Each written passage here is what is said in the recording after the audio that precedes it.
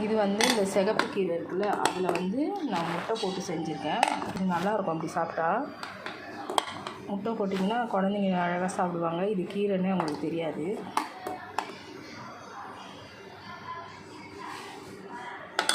இங்கே வந்து நான் அப்பளம் வச்சுருக்கேன். எப்போதும் போல் ஒயிட் ரைஸ்,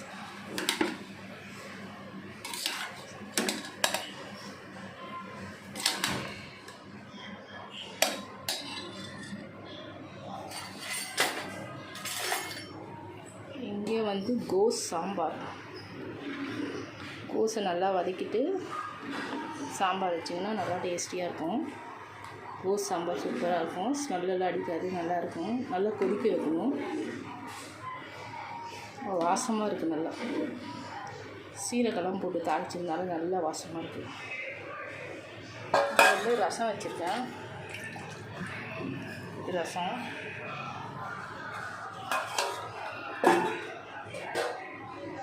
அவ்வளோதான். இன்றைக்கி சமையல் இவ்வளவுதான்.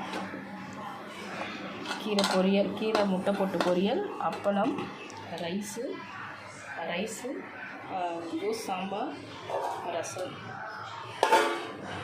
ஓகே, இவ்வளோதான் நம்ம சமையல்.